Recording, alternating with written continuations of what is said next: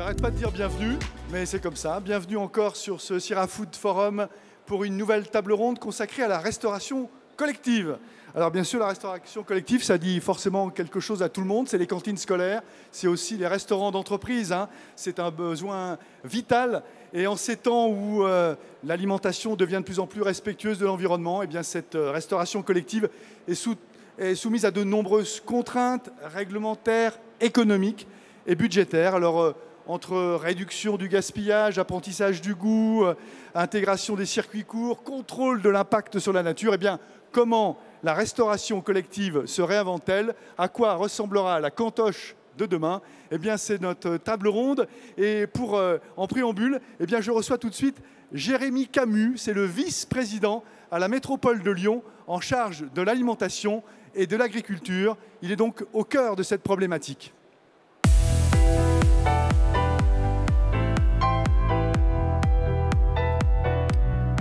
Merci Jérémy Camus d'être ici. Nous aurons ensuite une large table ronde avec Laure Verdeau, Madame Bio, Gilles Perrol et puis Philippe Muscat qui nous parleront. Ce sont des acteurs de terrain.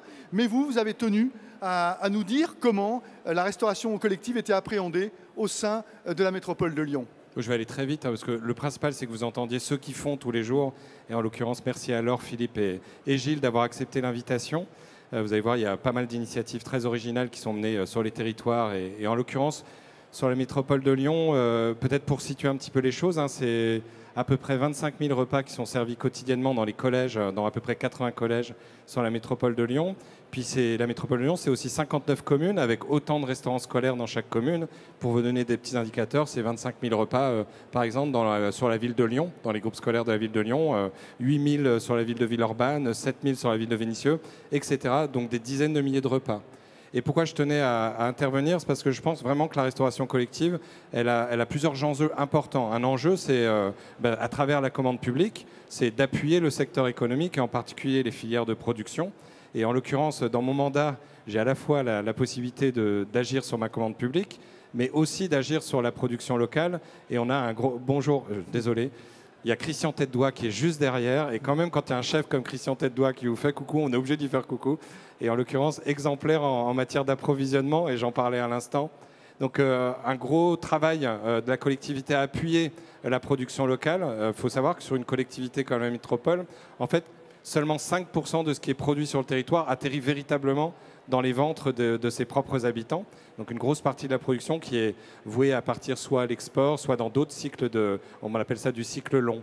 Et donc la restauration collective, finalement, elle permettrait d'appuyer des circuits courts et en l'occurrence d'aller faire de l'achat à proximité auprès des producteurs. L'autre enjeu, et dans les grands objectifs qu'on s'est donnés, c'est de cranter sur deux objectifs. Évidemment le local, je viens d'en parler, avec minimum 50% de local d'ici la fin du mandat dans les assiettes de nos enfants. Et puis la dimension bio, alors il y a les Galim qui imposent en quelque sorte un niveau de performance sur le bio. Nous on a décidé d'aller plus loin parce que l'objectif c'est d'arriver à quasi 100% bio dans les cantines de nos gamins d'ici la fin du mandat. Et pour tout dire, on l'a cranté déjà, puisque dans tous les nouveaux collèges qui ont été créés sur la métropole, donc on est déjà au 3e, voire 4e collège qui ont été créés, on a décidé de créer ce qu'on appelle des restaurants exemplaires. Et dans ces restaurants exemplaires, on est déjà sur ces engagements du 100% bio et du 50% local. Et on imagine que ces restaurants scolaires deviennent finalement des exemples, ou en tout cas des modèles sur lesquels les 80 autres collèges pourraient s'appuyer pour pouvoir avancer. Donc voilà ce sur quoi et pourquoi je voulais intervenir, pour dire que tout ce qui se fait parfois à des petites échelles, on peut aussi arriver à le laisser ou plutôt à le faire changer d'échelle sur des grandes collectivités comme la métropole. Merci Jérémy Camus, vice-président à la métropole de Lyon, en charge de l'alimentation et de l'agriculture. Vous avez bien dressé le constat et bien posé les enjeux. Merci Ça me facilite la tâche pour recevoir maintenant. Merci. À bientôt pour recevoir nos invités. Donc pour cette table ronde, j'accueille Laure Verdeau, c'est la directrice de l'agence Bio. C'est en quelque sorte Madame Bio. Il y aura aussi Gilles Perrol, adjoint au maire de Mouans-Sartoux. Il est en charge de l'éducation, de la santé et de l'enfance. Et ces cantines sont vraiment pionnières à la matière. Et puis il y aura aussi sur ce plateau Philippe Muscat. Il est directeur du restaurant interadministratif de Lyon. Applaudissez-les. Ils sont là donc pour nous parler de la restauration collective. et de l'avenir des cantines.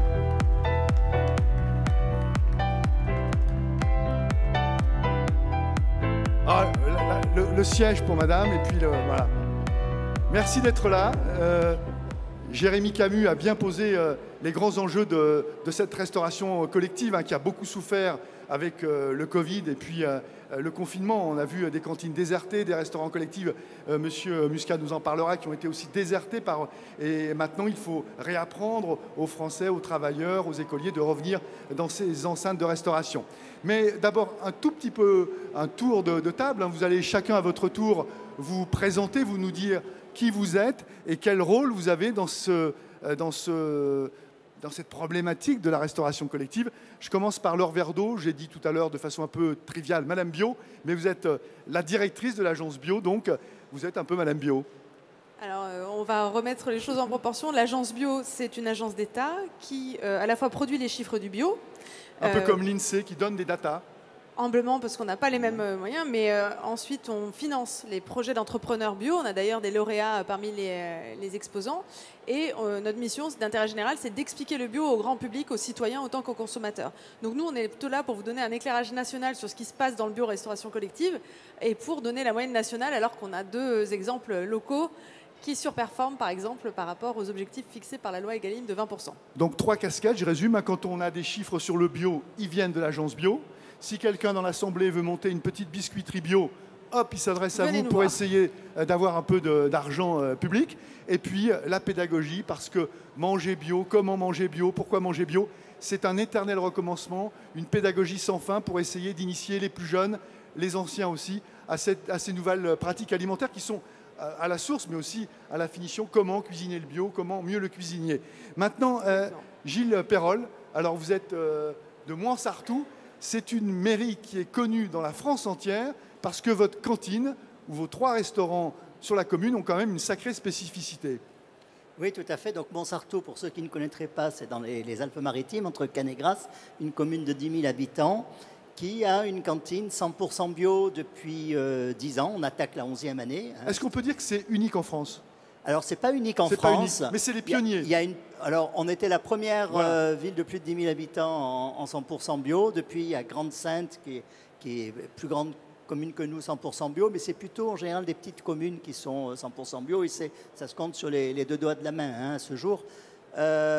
Et on a une autre particularité, c'est-à-dire tous les légumes que mangent les enfants à la cantine sont produits par une ferme municipale avec des agriculteurs salariés par la commune, parce que dans les Alpes-Maritimes, il y a très peu d'agriculture et qu'on a été obligé de relever ce défi pour avoir une alimentation bio, mais aussi de proximité.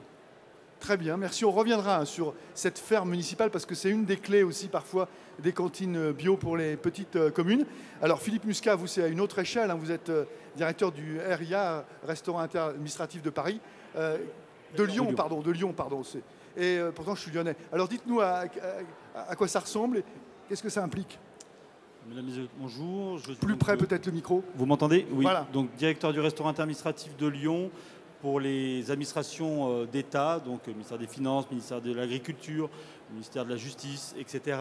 Donc, pour plus de 1000 couverts jour, il y a environ 90 RIA en France aujourd'hui. Le RIL, le restaurant administratif de Lyon, fait partie des 2-3 plus gros de France. Et évidemment, je pense qu'on en parlera ensuite, on a bien été impacté par toutes les problématiques et toute l'actualité que nous vivons en ce moment. Oui, vous avez été très impacté, j'en parlais en préambule, par le Covid. Donc maintenant, effectivement, il faut essayer de réapprendre la restauration collective à certains salariés qui ont maintenant pris l'habitude de se faire livrer ou d'aller manger à l'extérieur pour le déjeuner. On va commencer parce que c'est très intéressant, parce que là, on est vraiment sur le terrain avec Monsieur Perrol. Donc, racontez-nous, avec pas trop de détails, mais quand même avec petites anecdotes, comment cette cantine 100% bio a vu le jour à Mouans-Sartoux. Et effectivement, comment vous avez eu l'idée de créer, ce qui n'est pas banal, une ferme municipale ? Oui, alors, comme dans tout projet, il y a souvent un déclencheur. Nous, la première prise de conscience, c'est en 1998, à l'époque de la vache folle, quand on nous a interdit de servir du bœuf dans la cantine parce qu'on risquait de rendre les enfants malades. Et nous, du jour au lendemain, à cette époque-là, on est passé au bœuf bio, qui, lui, ne posait aucun problème en termes de production et de risques sanitaires pour les enfants. Donc première introduction du bio déjà. Et en 2008, rappelez-vous, il y avait le Grenelle de l'environnement qui prévoyait déjà 20% de bio en restauration collective pour 2012. Et nous, après avoir échangé avec beaucoup de scientifiques, on avait vu l'enjeu santé, environnement de l'alimentation et on s'est dit oui, c'est une bonne idée de mettre plus de bio à la cantine, mais pourquoi s'arrêter à 20% et pas aller, si c'est important, à 100%? On s'est lancé le défi.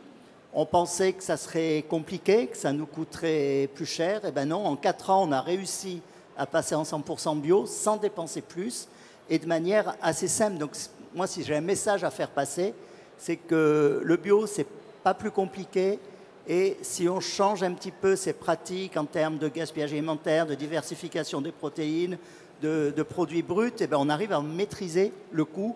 Et c'est aussi un élément important actuellement dans les décisions. Mais ce qui vous a permis cette transition, en tous les cas, cette transition vers le 100% bio, c'est quand même la création de cette ferme. Alors, là, c'est quand même incroyable. C'est-à-dire que dans la mairie, il y a une ferme municipale qui produit des légumes, des fruits uniquement pour cette cantine. Alors, vous avez donc salarié des maraîchers, des agriculteurs.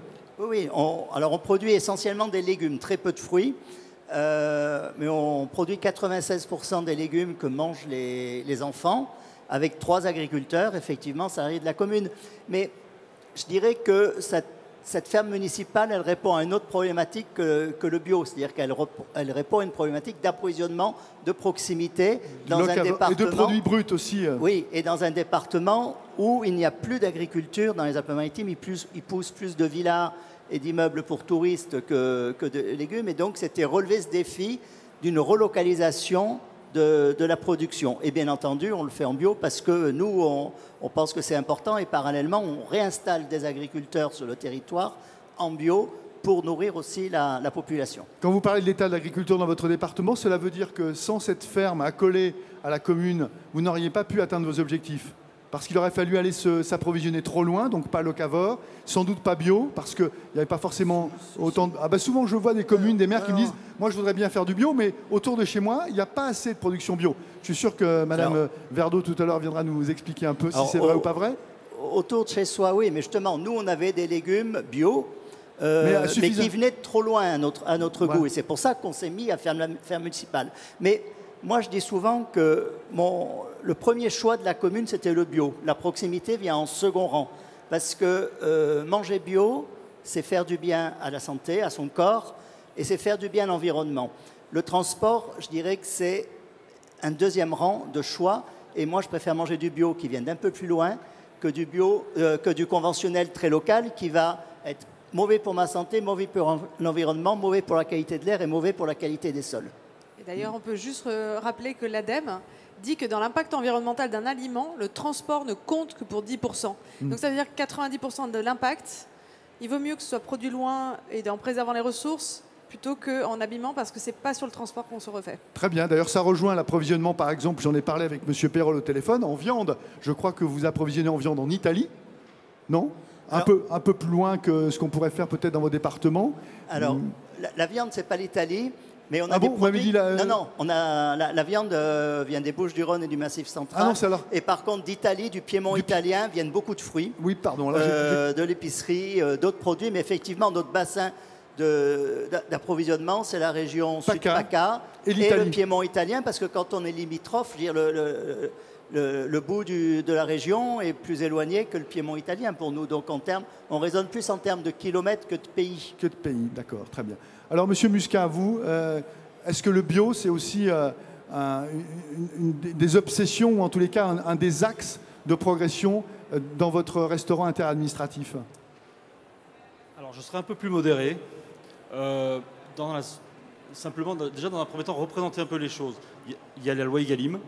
La loi Egalim, qu'est-ce qu'elle dit? C'est 50% de produits sous signe de qualité, dont 20% de produits bio. Je suis plus modéré parce qu'en fait, déjà dans un premier temps, ce que M. Perrol dit, c'est une histoire à la base, c'est une vision des choses, c'est quelle est la politique, qu'est-ce que les décideurs souhaitent. Aujourd'hui, donc, je ne l'ai peut-être pas précisé tout à l'heure, mais je représente aussi le réseau Restocco, et donc je suis aussi administrateur Interfel, comité Auvergne-Rhône-Alpes, et c'est des grands débats. Et le message que moi je veux faire passer, c'est déjà dans un premier temps, il faut aller vers une agriculture vertueuse, ça c'est une évidence et je ne le conteste pas. Pour autant, il faut accompagner tout le monde et ne pas opposer les gens. Et c'est vrai que quand on a à nourrir presque 10 millions de convives par jour en restauration collective, eh bien, il faut que l'ensemble des agriculteurs aillent vers cette agriculture. Aujourd'hui, tout le monde n'y est pas. Et donc, il y a des techniques, il y a des méthodes à accompagner. Ce n'est pas mon domaine de compétence, il y en a qui le font bien mieux que moi. Mais en tous les cas, nous avons voulu, hein, je parlais de la loi Egalim. La loi Egalim, elle demande 20% de bio. Nous sommes à 29% de bio. Et le choix que nous avons fait sur le restaurant, c'est que la quasi-totalité, je crois que c'est 27%, c'est du bio français, voire local. On a sélectionné, on souhaite mettre en avant le travail, on souhaite mettre en avant le travail que les cuisiniers et les cuisinières, chaque matin quand ils se lèvent, tout le travail qu'ils produisent soit mis en avant, le produit, les agriculteurs. Et c'est vrai que c'est étape par étape que nous irons peut-être, là je n'en ai ni la compétence ni la vision, mais vers plus de bio demain. Donc vous êtes quand même bon élève puisque vous êtes au-dessus des Egalim, mais oui. Est-ce que vous trouvez que votre plafond de verre, finalement, pour aller au-delà en bio, c'est le manque d'agriculteurs, le manque d'exploitation bio autour de la ville de Lyon? Si demain, l'ensemble de la restauration collective devait aller en bio et en local, j'ai un doute que tout pourrait être produit dans les années qui viennent. Si on parle dans les 15-20 ans, peut-être qu'il y a des choses qui peuvent se mettre en place. J'ai envie de dire, si déjà l'ensemble de la restauration, en l'occurrence on parle de la région, était aux 30%, ce serait déjà une bonne étape. Voilà, avant de dire on est tous à 100%. Voilà un petit peu la démarche qui est la nôtre. Le 100%, c'est plus loin. Alors, d'autant que le climat, alors là je me tourne vers Laure Verdeau, et vous arrêtez si je me trompe, mais le climat n'est pas complètement favorable en ce moment au bio. On a l'impression d'un petit tassement, j'allais dire déclin. Est-ce que le mot est trop fort ? Alors, il faut distinguer les différents débouchés du bio. Il y a du bio qui se mange à la maison, il y a du bio qui se mange à la cantine, et il y a du bio qui se mange, et là on est dans le salon de la restauration, au restaurant. Ce qu'il faut avoir en tête, c'est que dans la consommation à domicile, on est à peu près à 6% de nos courses, nous les Français, en bio. Effectivement, la demande marque le pas dans les magasins spécialisés et dans la grande distribution. On est à 6%. C'est moins que le vin, non? C'est pas 10% le vin, non? 10% des courses alimentaires des Français? Non, le vin bio, c'est pas... Non, non. Ah, ok, j'étais là. J'étais là, ils achètent beaucoup de Chambertin, dis donc. Je n'ai pas l'info. Vous n'avez pas l'info. Bon. 6% c'est dans les cantines et on est à moins de 2% des achats alimentaires de la restauration en France. Alors c'est là que le bas blesse. C'est-à-dire que la restauration doit, pour prendre une expression un peu triviale, se mettre une pile pour faire plus de bio, c'est ça? Disons prendre le relais, parce que si effectivement il y a une baisse de la demande en bio, ça va nous poser un problème. On ne veut pas d'une France demain sans agriculteurs. Or, il se trouve qu'il y a plus d'un agriculteur sur deux qui va partir à la retraite dans les 10 ans à venir. Donc ça fait à peu près 20 000 personnes à remplacer par an. Ce qu'on sait en parallèle, et on peut faire d'ailleurs un parallèle intéressant entre la difficulté de recruter du secteur agricole et la difficulté de recruter du secteur de la restauration, qui a 300 000 emplois non pourvus, donc il y a un besoin de sens pour faire revenir les gens dans la profession, c'est que ces agriculteurs, il va falloir trouver leur relais, et ceux qui lèvent la main et disent « moi je veux bien être l'agriculteur de demain », 1 sur 2 le dit « je veux le faire mais en bio ». Oui, c'est les nouvelles générations, c'est dans l'air du temps, et c'est vrai, ils n'ont pas envie de faire l'agriculture d'hier, du monde d'hier, polluante. Je ne sais pas, mais en l'occurrence, là, ce serait dramatique si, parce qu'on a une demande qui baisse, on leur dit non, oui. Venez faire agriculteur, mais gardez les pesticides de synthèse ou ne faites pas du bio. Donc on a un vrai enjeu, là, et c'est vraiment ce qu'il faut que, le message que j'aimerais qu'on retienne de cette table ronde, c'est que les agriculteurs et les restaurateurs, les consommateurs sont tous interconnectés. Et donc si nous, derrière, on a besoin d'avoir des agriculteurs dans les champs dans les 20 ans à venir, il faut qu'on s'organise collectivement, à la fois citoyens et consommateurs, pour les accueillir. Il faut qu'on ne mette pas demain 100% de bio, comme vous le disiez, dans l'assiette. Il faut que chacun, un petit peu, on mette un peu plus de bio chaque jour pour les soutenir, parce qu'ils font un choix qui nous profite à nous. Cette transition alimentaire, vous dites, en fait, c'est l'affaire de tous. Si un des maillons n'est pas connecté aux autres, ça avance de façon bancale. Mais exactement. En fait, il faut vraiment réaliser que, par exemple, les 20% de bio des Egalim, ça ouvre un marché potentiel d'1,4 milliard pour les agriculteurs. Rappelez-nous les échéances. 20%, c'est pour... parce qu'après, il y a une autre étape. Hein. C'était hier. Maintenant, c'est... mais c'est pas grave. C'est quand on s'aperçoit que l'objectif n'est pas atteint que tout reste à faire. Et c'est pour ça que des établissements comme ceux qui viennent nous présenter le projet aujourd'hui, ça permet d'essaimer. Peut-être qu'il y a des chefs de cantine dans le public qui vont se dire je vais essayer, qui vont venir vous tchatcher en vous disant, mais alors vous avez fait comment? Et là, il y a des clés pratiques pour le faire. Alors, j'ai posé des questions un peu égarées. Revenez quand même, puisque je posais la question, est-ce que le bio est en déclin? Est-ce que le mot est un peu fort? Mais il y a quand même un tassement. Alors, c'est vrai qu'il y a la crise énergétique, l'inflation, la crise du pouvoir d'achat, que souvent les produits bio sont plus chers, beaucoup plus chers.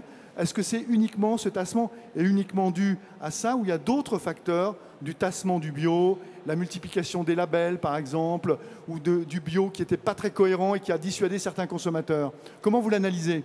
Alors, chaque année, nous, à l'agence bio, on interroge plus de 4000 Français sur leur rapport au bio. Donc, on publiera nos résultats définitifs lors du Salon de l'agriculture, mais on peut d'ores et déjà vous partager quelques enseignements. Alors oui, il y a un ralentissement de la consommation alimentaire en général.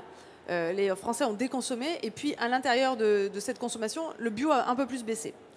C'est vrai pour l'instant, on a les chiffres de la grande distribution et de la distribution des magasins spécialisés comme Biocoop, Naturalia. On n'a pas encore la remontée de circuit court, parce que le circuit court, c'est hyper fort en bio. Le circuit court, c'est plus de 10% des ventes de bio, alors que c'est 1 à 2% du circuit alimentaire lambda. Donc, il y a 26 000 fermes partout en France qui vendent du bio, et donc, eux, il faut qu'ils nous remontent leurs chiffres. On n'est qu'en janvier, donc nous, Agence Bio, on publiera des chiffres panoramiques au printemps.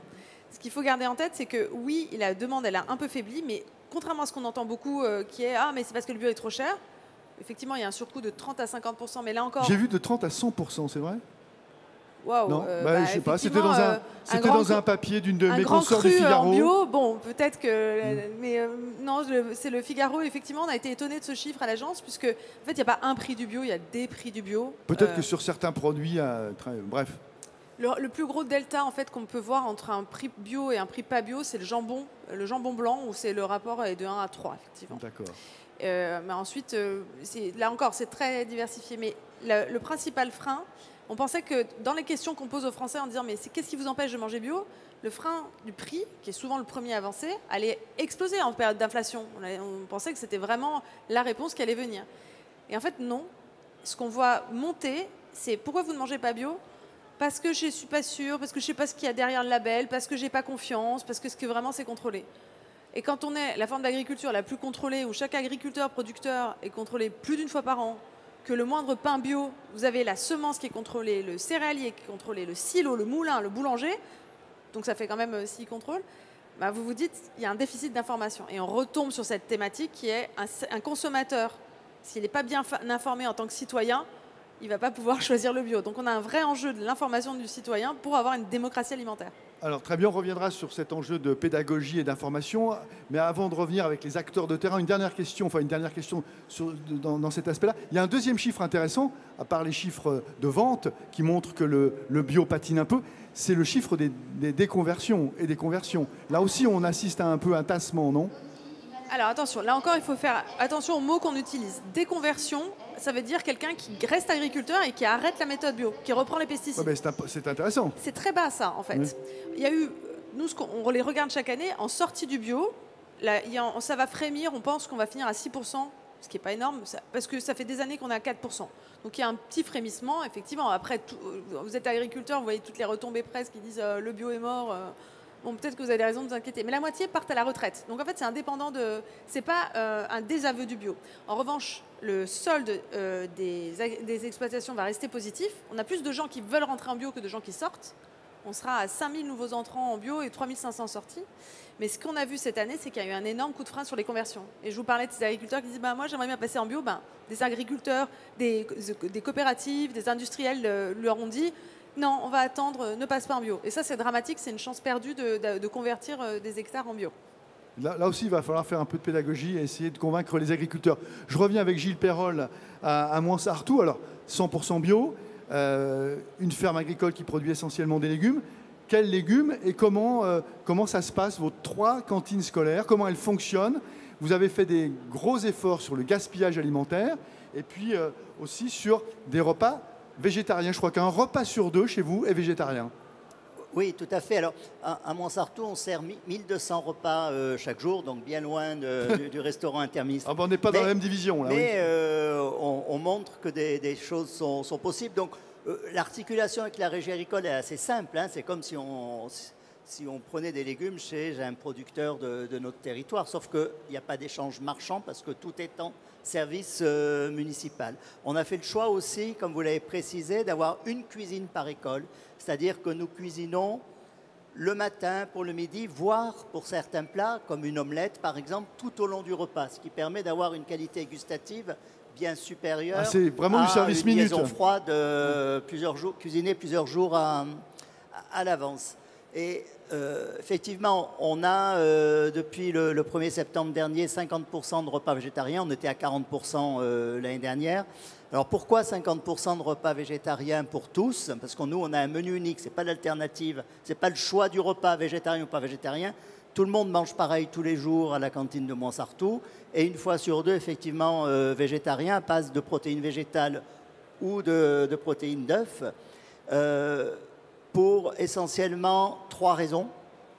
Parce que manger moins de viande et moins de poisson, c'est bon pour l'environnement. Ça, c'est très clair. C'est le plus fort impact de l'alimentation sur les gaz à effet de serre provient de l'assiette l'élevage. carnée et de l'élevage. Voilà. Et beaucoup de scientifiques ont dit que l'assiette idéale pour l'environnement était une assiette où on passait à 50% de repas végétariens. C'est pour ça qu'on a fait ce choix. Deuxièmement, manger plus végétarien, comme le dit le plan national nutrition santé, c'est meilleur pour la santé. Il y a moins de risques de maladies, type diabète, et maladies cardiovasculaires, etc. Et troisièmement, manger végétarien, c'est bon pour le porte-monnaie. Et justement, pour relever le défi d'une alimentation bio pour tous, à coût maîtrisé, et ben, quand un repas végétarien, il revient 2 fois moins cher à produire en restauration collective ou à la maison. Et c'est l'occasion de pouvoir à côté acheter de la viande de meilleure qualité, puisqu'effectivement elle est plus chère, mais on a fait des économies, et on a fait des économies aussi sur le gaspillage alimentaire. Nous, on a diminué de 80% le gaspillage alimentaire. Ça a fait une économie de plus de 20 centimes par repas. Oui. Et c'est ça qui a financé le surcoût des aliments bio. Rappelez-nous le prix des repas, puisqu'il y a une fourchette, je crois que c'est 2,20 € le plus bas. Les familles payent entre 2,20 € et 8 €. Et pour les initiés, le prix de revient complet du repas est à 8,60 €, ce qui est relativement bas dans la moyenne nationale. Et pourtant, on est 100% bio, donc on montre réellement que c'est possible financièrement. Et est-ce que cette ferme agricole offre aux enfants et aux cuisiniers des cantines de Montsartou suffisamment de variété durant les 4 saisons pour varier les repas et pas manger toujours la même chose? Vous avez une palette de produits, de légumes qui est assez... Alors, ça dépend de ce qu'on appelle varier l'alimentation. Évidemment, ils ne mangeront pas de tomates en plein hiver. Non, je disais en respectant la saisonnalité. Et ils mangent... on a plus d'une 50aine de variétés de légumes sur l'année, oui. Mais c'est vrai qu'en ce moment, ils mangent des choux, des poireaux, des blettes, des épinards. Et ils les mangent et ils les apprécient, puisqu'il n'y a que 7% des enfants des cantines qu'on a interrogées qui trouvent qu'ils mangent trop de légumes alors qu'ils en mangent tous les jours et toujours des légumes de saison. Donc c'est aussi démystifier cette vision de dire que les enfants, ça ne mange pas de légumes et surtout pas des légumes verts type épinards ou blettes. Il suffit de les éduquer à manger tous les légumes selon la saison. 97% des enfants de votre commune mangent à la cantine. Ce chiffre a augmenté depuis que vous avez instauré ces repas végétariens, ces légumes frais de la ferme municipale. Ça a joué sur le comportement des parents et des enfants? Alors honnêtement non, il y a quand même depuis très longtemps, même avant d'être 100% bio, d'avoir la ferme municipale, on avait une cuisine qui préparait des repas chaque jour à partir de produits bruts. Donc on a toujours eu une qualité et on est dans un bassin de vie où les gens travaillent sur toute la bande littorale du département. Donc voilà, ce taux de 97% existe bien avant. Par contre, ce qui a augmenté, c'est le taux de satisfaction des familles, mais j'ose à peine le dire, parce qu'il est de 99% sur la qualité. Suspect, c'est presque soviétique. Très bien. Avant de passer à monsieur Philippe Muscat, qui a des problèmes non pas avec les enfants, mais avec les adultes et la restauration collective, une dernière question. Vous nous avez dit le gaspillage a baissé de 80%. Quels ont été les outils, la pédagogie, les instruments que vous avez utilisés pour faire baisser ce gaspillage? Parce qu'on sait que c'est aussi le nerf de la guerre, le gaspillage. Moins on gaspille, plus on met de l'argent de côté et meilleure l'offre est. Alors, effectivement, il y a plusieurs leviers pour faire baisser le gaspillage. Bien sûr, Il faut bien connaître son effectif du repas, bien sûr. Il faut bien cuisiner parce qu'une bonne cuisine est mieux mangée qu'une mauvaise cuisine. Mais il y a quelque chose d'encore plus essentiel en restauration collective, c'est de décider quel grammage, quel poids de nourriture on va cuisiner pour ces 1200 repas. Est-ce qu'on prend les grammages qui étaient un temps recommandés par l'État, qui ont toujours généré un tiers de gaspillage alimentaire? Nous, on a voulu casser. On servait trop d'aliments, en fait. Oui, le grammage recommandé est trop fort et il produit en moyenne en France un tiers de gaspillage, un tiers de ce qui est acheté, cuisiné et jeté à la poubelle. Donc c'est vraiment... Et après, on dit que le bio va être trop cher alors qu'on se permet de jeter un tiers de ce qu'on achète à la poubelle. C'est un non-sens. Et nous, ce qu'on a fait, c'est que depuis 2010, tous les jours, on pèse pour chaque plat ce que les enfants n'ont pas mangé. Et on essaye, du coup, pour chaque recette, d'ajuster au plus près la juste quantité à cuisiner pour les enfants de Montsartou. Mais ça veut dire aussi qu'il faut, au moment du service, laisser l'enfant choisir la quantité qu'il veut manger et de ne pas mettre la même portion à tout le monde, parce que même dans une même famille, les enfants ne mangent pas tous avec le même appétit, ne mangent pas avec le même appétit selon la recette. Donc l'idée, c'est d'offrir aux enfants des petites portions, des grandes portions, de les laisser choisir et de leur recommander, s'ils ne sont pas sûrs de manger la grande, de prendre la petite portion et de venir se resservir s'ils en veulent encore. Un autre exemple, on ne sert plus de pommes entières dans les cantines de Montsartou, on sert des pommes coupées en 4 et l'enfant en prend autant qu'il veut, mais on n'a plus jeté un seul fruit dans les cantines de Montsartou depuis 2010. Et ça, c'est une forte économie. Si vous regardez un service de pommes dans une cantine, vous regardez la poubelle, vous allez avoir des pommes entières à la poubelle, des pommes à moitié mangées, et le delta que vous jetez permettrait d'acheter des pommes bio sans souci, encore une fois. Très bien, c'est intéressant la pomme coupée en 4. Monsieur Muscat, vous êtes aussi confronté au gaspillage dans la restauration, dans vos restaurants, alors que là, on a affaire à des adultes, moins capricieux, plus responsables, mais c'est aussi un des fléaux de la restauration collective? Parce que nous ne sommes pas des grands enfants. Donc même pour les adultes, le problème est le même. Couper les pommes en 4 aussi pour les adultes? On n'en est peut-être pas là, mais il faut savoir trouver les bonnes solutions. Et je crois, et ça a été cité, déjà dans un premier temps, avoir des bons produits. Voilà, je veux dire, quand on a un bon produit, qu'il est bien cuisiné, déjà, on a fait un bout du chemin. C'est-à-dire que concrètement, le convive va avoir un plaisir à déjeuner et à prendre son repas. Dans un second temps, c'est expliquer la restauration collective et dans son ensemble. Parce que bon, c'est vrai qu'on parle de la restauration collective. Évidemment, moi, je suis directeur d'un restaurant d'entreprise administratif, mais de la crèche au scolaire, les CROUS, les EHPAD, les hôpitaux, les centres pénitentiaires, les cuisines centrales, toute cette restauration aujourd'hui cherche les bonnes solutions pour pouvoir satisfaire et trouver le bon compromis pour que d'un côté l'enfant, la personne âgée, parce qu'en restauration collective, en fait, tout le monde, nous mangeons tous en restauration collective un jour ou l'autre, et même en milieu hospitalier, quand on va avoir une opération. C'est très concernant comme problématique, ça c'est sûr. Le gaspillage, il est de partout. Pour autant, il ne faut pas non plus focaliser là-dessus, parce que, comme je dis, quand on a un bon produit, qu'il est bien travaillé, et M. Perrault l'a cité, quand il y a des idées ici et là qui émergent, pourquoi mettre une pomme entière alors que l'enfant, on va lui apprendre à manger un quart de pomme, peut-être que demain ça sera une moitié de pomme et la pomme entière. Chez les adultes, c'est pareil. On a des convives, ils ont besoin aussi qu'on leur explique, qu'on leur parle des produits, qu'on a cuisiné pour eux le matin. Moi, sur mon restaurant, il y a des gens qui pensent qu'on ne fabrique pas le repas sur place. Et ça fait 10 ans, 15 ans qu'ils sont sur place. Donc c'est un métier, c'est un dialogue de tous les jours. Expliquer les produits, expliquer les producteurs, c'est à chaque fois une histoire qui revient chaque jour. Et le gaspillage alimentaire, il réduit. Je prends l'exemple du pain. Au début, on parlait l'exemple du pain, on le pesait, comme dans beaucoup d'endroits, etc. Et à un moment donné, je dis stop, on ne va pas parler de pain. On va parler de dire le pain, c'est quoi? C'est des agriculteurs qui ont planté du blé. Dans le temps, à l'époque où nous sommes, il faut de l'eau pour arroser les plantes. C'est important de se dire vous avez jeté 2, 3, X kilos de pain parce que le pain, il est gratuit, vous pouvez le prendre. Pour autant, derrière, regardez l'impact en amont. Parce que je vois du pain, on pense que le pain, ça pousse sur des arbres. En fait, on n'en a pas forcément conscience. Quand on commence à évoquer, même avec les adultes, de là où vient le produit, de qui l'a travaillé, de qui l'a produit, de comment il a été produit. On parle des boulangers aujourd'hui, mais et dire non, je vais jeter parce que j'ai juste un peu entre parenthèses, la flemme de me lever, aller chercher 3 tranches de pain, même l'adulte que je suis, mais que finalement je vais en jeter 1 ou 2, si on commence à lui dire, mais attention,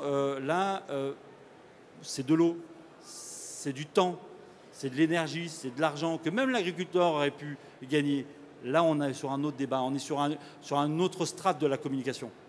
Merci. Vous voyez, Laure Verdeau, vous n'êtes pas la seule à toujours expliquer la même chose. Hein. Pédagogie, pédagogie, toujours remettre l'ouvrage sur le métier. Vous disiez tout à l'heure que dans la restauration, c'était 2% de bio, et que si les restaurateurs consommaient davantage de bio, ça serait un levier formidable pour la filière. Hein. Ça permettrait au chiffre d'affaires d'exploser. Est-ce que là aussi, les cantines scolaires, alors monsieur Perrol est un parfait exemple, mais surtout un meilleur élève, est-ce que les cantines scolaires sont un levier de croissance? Et comment vous essayez de doper ce levier de croissance pour la filière bio avec les restaurations collectives? Alors c'est l'objectif de la loi Egalim qui fixe donc 20% de bio dans l'assiette. Ça ouvre un business de 1,4 milliard pour les agriculteurs. Mais donc, on n'y est pas. Sachant qu'on n'est qu'à 6%, donc on a encore 14 points devant nous. Et on a des chiffres Egalim qui sont encore plus hauts dans les années à venir. Donc, j'ai pas connaissance qu'on ait passé le 20%. On aimerait bien. Ah bon. C'est un des problèmes. Ouais. Non, j'ai cru qu'on avait parlé d'un chiffre encore plus haut. Une précision qu'en effet, c'est 50% de produits sous signe de qualité à l'horizon 2024, dont 60% de produits carnés qui devront être sous signe de qualité. Aujourd'hui, on ne dit pas que c'est des produits carnés ou pas. Pour l'ensemble de la restauration collective, produits carnés et produits de la mer, et 100% pour les restaurants d'État. C'est ce que dit en tous les cas la loi. Mais alors, pour la restauration collective scolaire, c'est 2022, hein, l'objectif 50% Egalim. Non, les 50% de produits sous signe de qualité, je le dis, ce qui vient se rajouter ensuite, à l'horizon 2024, c'est dans ces 50% de produits sous signe de qualité, il devrait y avoir au moins 60% de produits carnés sous signe de qualité et 100% pour les restaurants, toute la restauration d'État. Alors, Laure Verdon, on a fait une petite digression. Alors, revenons. Comment doper ce levier de croissance pour la filière bio avec la restauration collective?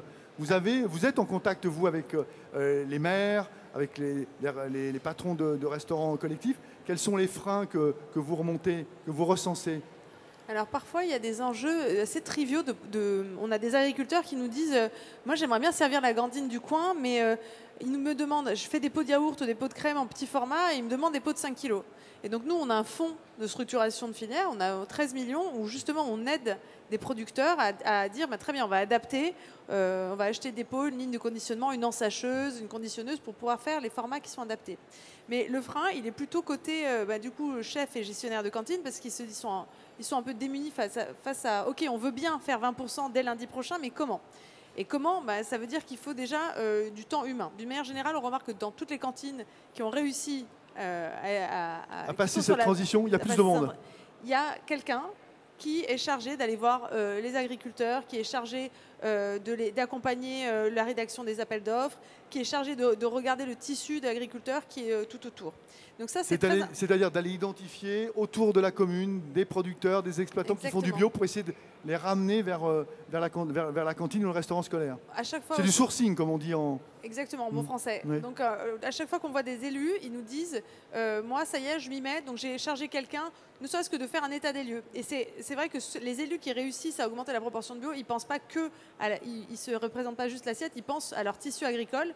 D'ailleurs, nous, on a un outil de cartographie de où sont les parcelles en bio, et on les voyait, ils regardaient, ils disaient mais j'ai du bio, mais en fait ça pourrait aider pour la cantine, etc. Ah, ils s'en étaient même pas rendu compte, ils ne savaient pas.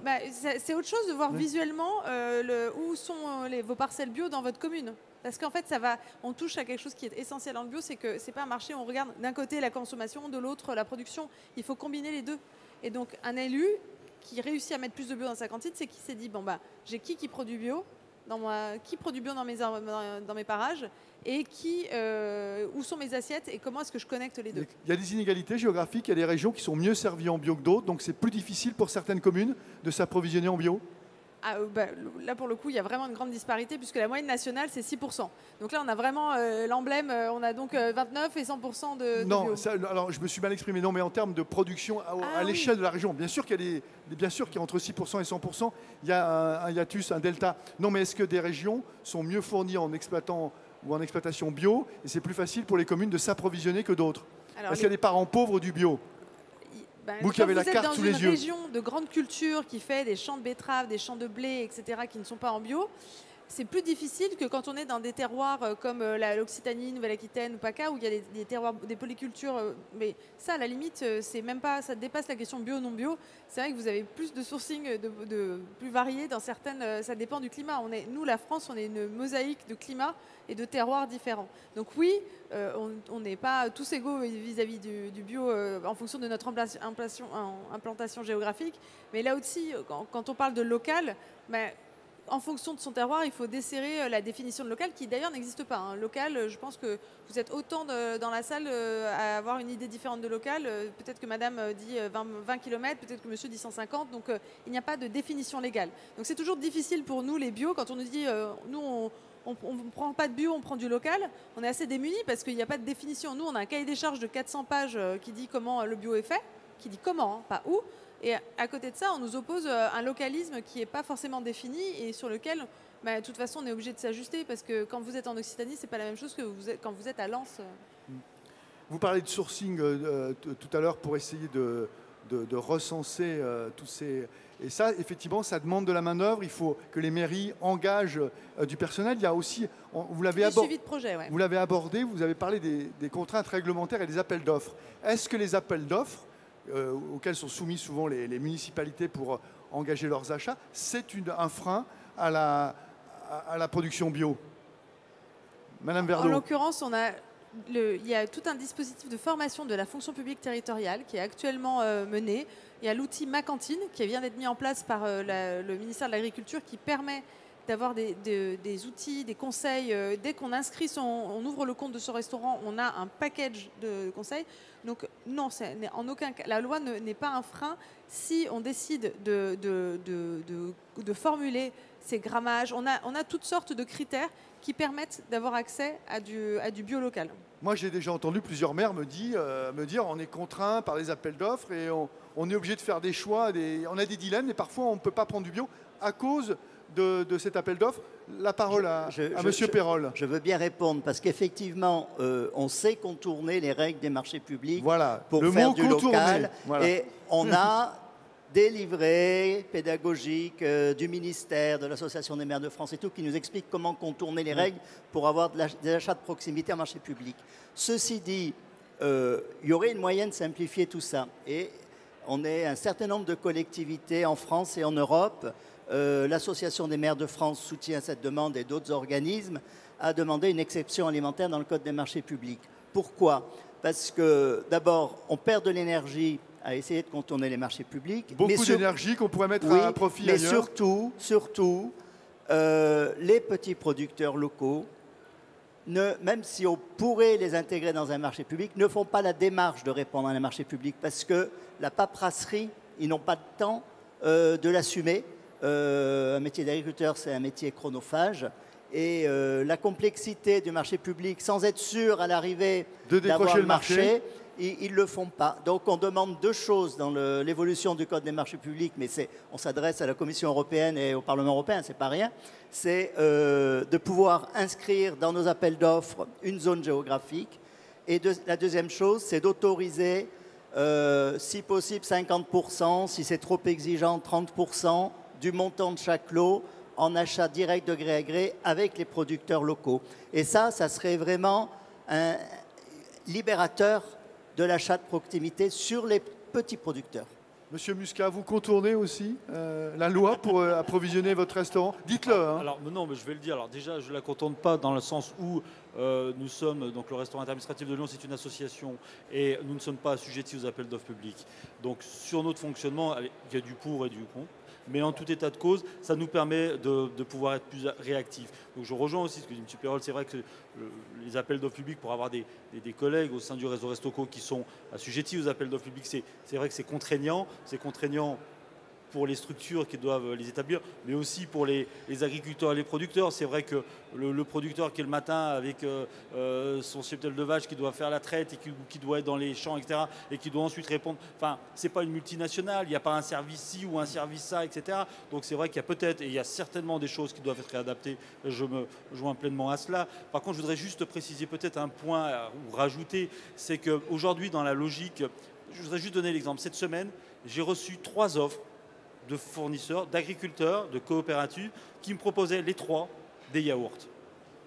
Mais j'en ai déjà, j'ai déjà un prestataire.